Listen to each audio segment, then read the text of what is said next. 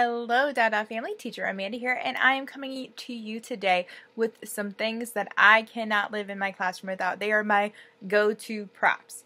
So let's go ahead and get started. So there's several different kind of props that you can have in your classroom. You can have real objects, you can have puppets, you can have flashcards, but there's some go-to objects that I always have.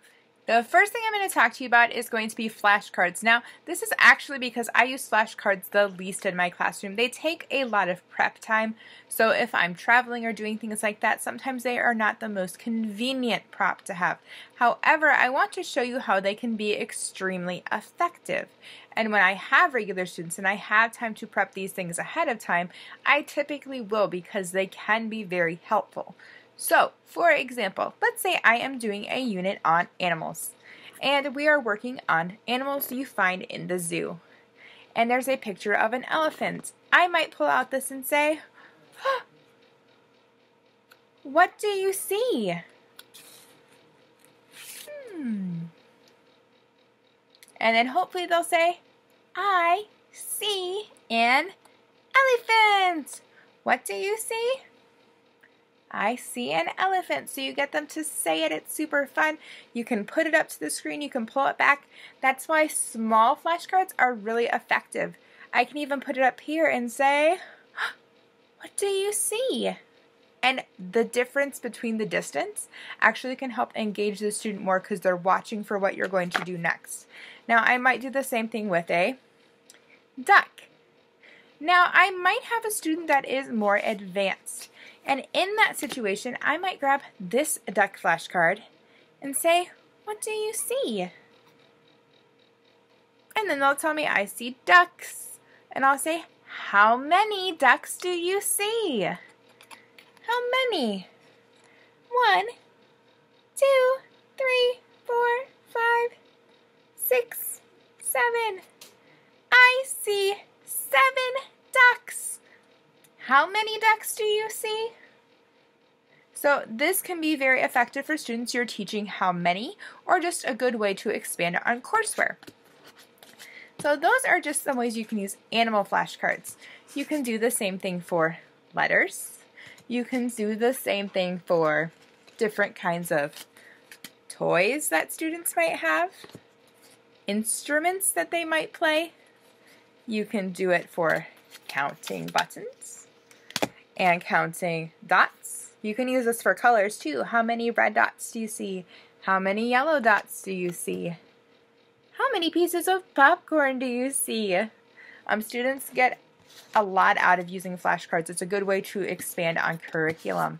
Now, if you don't have a flashcard collection like me, you can also use other things. My other go-to item, which is probably one of my favorites, that I use like a flashcard is my whiteboard. Now on my whiteboard you'll see I was actually playing a game with a student. So I put the student's name in the middle, I put words on here that he is successful with, and I put words on there that he was struggling with. So when he got all 5 stars on his lesson, he was able to play a game with me. A game that was fun, that he could be successful at, but I strategically placed the words so that he had to pick words on the board that were difficult for him.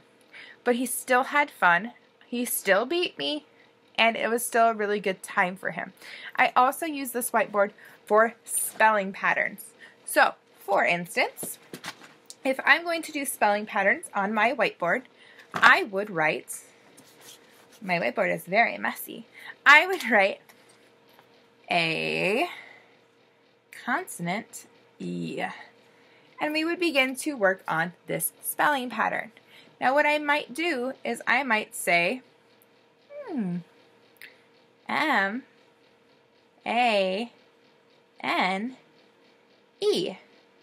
And I could say Maine.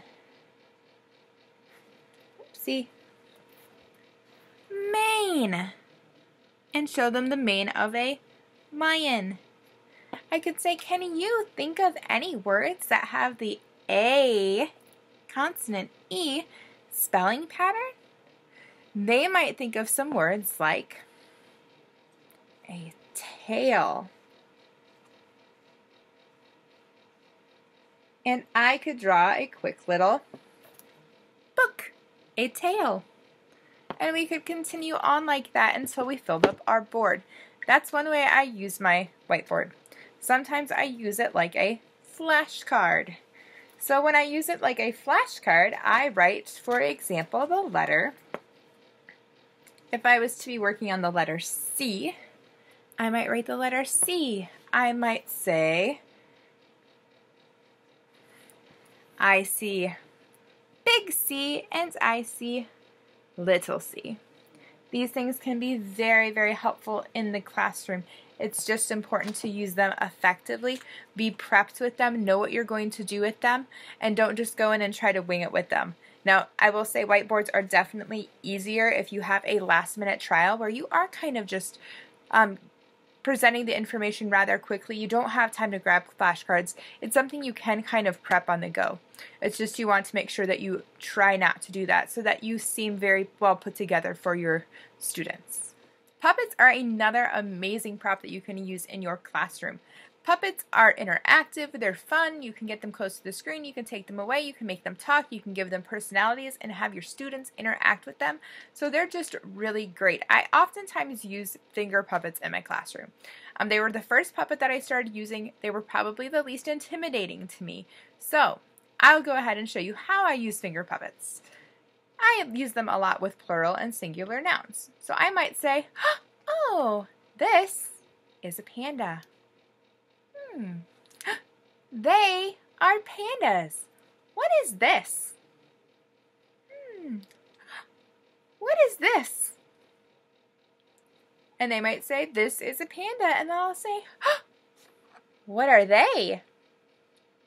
They are pandas. Yay!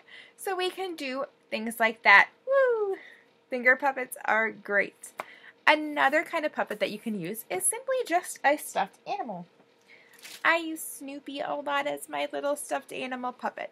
If I have a student that's shy or seems like they're easily intimidated, I'll use Snoopy because he just looks soft and kind and warm. And he'll say, hello, my name is Snoopy. What's your name?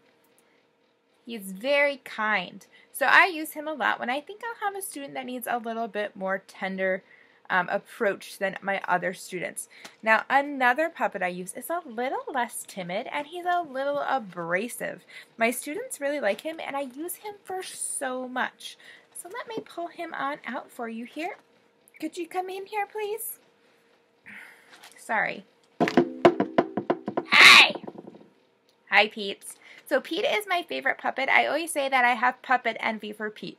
Pete was the kind of puppet that I would never use in my classroom. What? It's true. I would never use a Pete in my classroom because Pete is a little scary looking, and he can be for some of my students, but for many of my students, they love Pete. Ah, shucks. Yep, they love him a lot, so I use Pete for a lot of different reasons. So for example, sometimes you'll come into a classroom, and you'll see your student, you'll say, hello, welcome to Dada ABC. My name is Teacher Amanda. What's your name?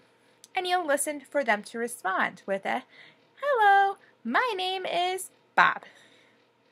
However, sometimes you get this look because they are terrified and they have no idea what you want them to do because they have no English level at all. So in those situations, what I do is I bring in my friend Pete. Oh, hello.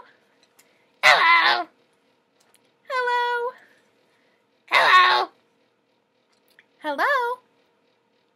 Hello. Hello. And I get them to say it. I get them to wave. And we get to say hello.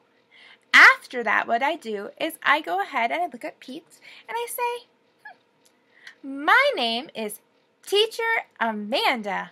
What's your name? My name is Pete.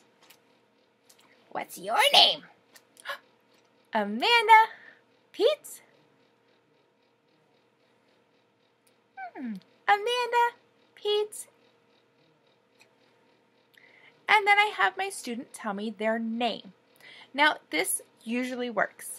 What also is effective is using your translate box if you have an old enough student that is struggling. However, you want to try to engage them using immersion. Make sure that they understand what they are talking or understand what you're trying to say to them, and use a lot of TPR and props. Now, I use Pete for something else too. I know. I use him for classroom management. And the way that I use Pete for classroom management is sometimes I have students that get a little bit sidetracked with things. So for example, I might be teaching a lesson and they might be responding, but then they get out their pen that they're playing with and they're going, woo, and they kind of go off into left field. What I do is I say, can you read this? And I underline something on the page. And Pete says, yes, I can read this. Yep, I will read this. I see a cat. But on the page it actually says dog. Students love to correct Pete. So they look at him and say, no, Pete. That says, I see a dog.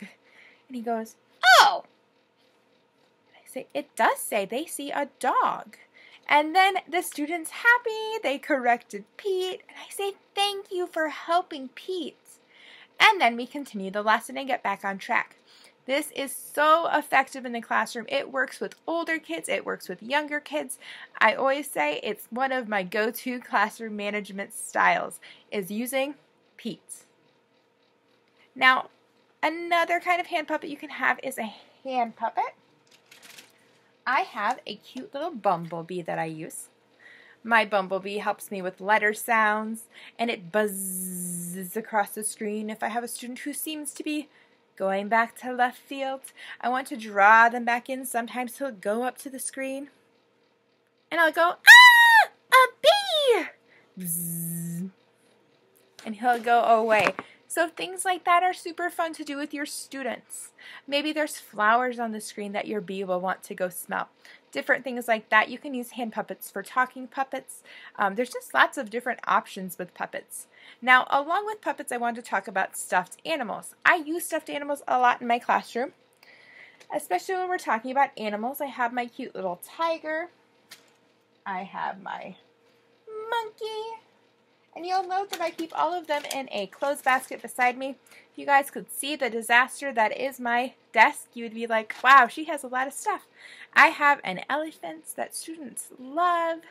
So there's lots of different things you can use. They really like things like this too, because a lot of them have seen movies.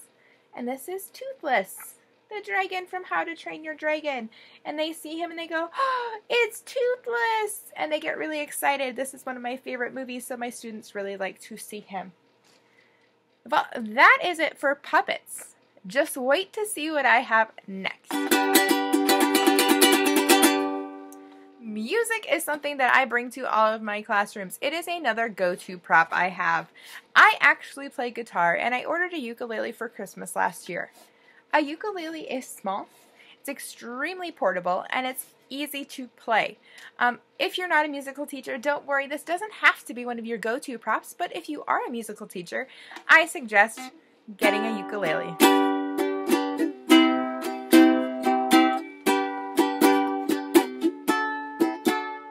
Students really enjoy it. The thing that I warn against is if you are a musical teacher, this is not a music concert. This is a music sing-along. We always want to give our students the lyrics to songs. We want to teach them to them. We want to make sure that they aren't thinking that this is just something they're going to sit and listen to. We are not a TV program. We are not a performing artist. We are not a concert. We are a teacher. So we want to make sure if we are using things like this, we are incorporating them into our lessons. So this is a go-to prop of mine. I also do bring my guitar. However, this is my go-to because it fits in my desk drawer and it's great for travel.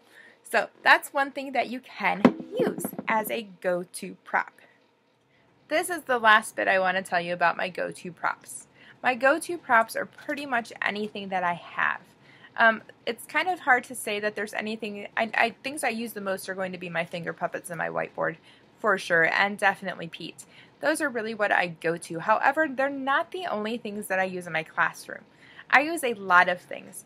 For example, I always have soda around my computer. Now, we are not allowed to drink soda on camera. That's not okay. Water, it's fine to take a sip and get back to class. But I don't ever drink this on camera, but I've used this to teach students. One night I was teaching a student about cause and effect, and I looked over and saw my soda.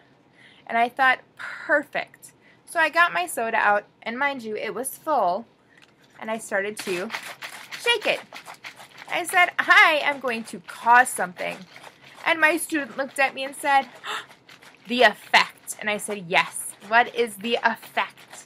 And she said, you are going to make a mess. And I said, yes, I am. So I opened it and let it bubble and fizz and make all that noise. The important thing to remember about props is we're using them to make a connection for our students. Our students know what happens when you shake a soda. It's something that they've probably done or seen somebody do. And because of that, they can make a connection. Making connections is so important when teaching a new language, because if a student can relate to it, they're more likely to remember it. If you can make verbal connections and visual connections and connections in their memories of pre-existing knowledge, that is so critical for them remembering a language. It's not just some foreign thing to them anymore. It's something that they can use to communicate, that they can use to describe things that happen to them as a person. That is so important, and that's why we use props here at Dada ABC, to make connections. If I'm just using flashcards and saying, what's this? What's this? What's this? What's this? My student probably isn't going to learn very much.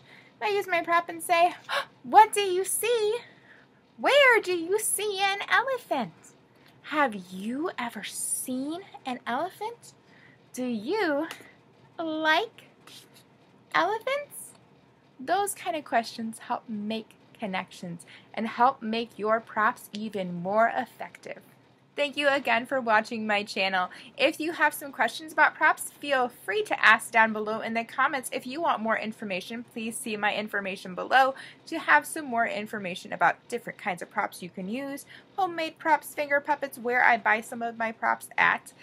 If you would like more information on applying for DadaABC.com, please go ahead and click my referral link below. It'll take you to a website where it'll talk about the expectations, the requirements, what it's like to work for at DadaABC.com. Feel free to check out any of my other videos. I hope that this has been very informative to you, and we'll see you next time on DadaABC.com.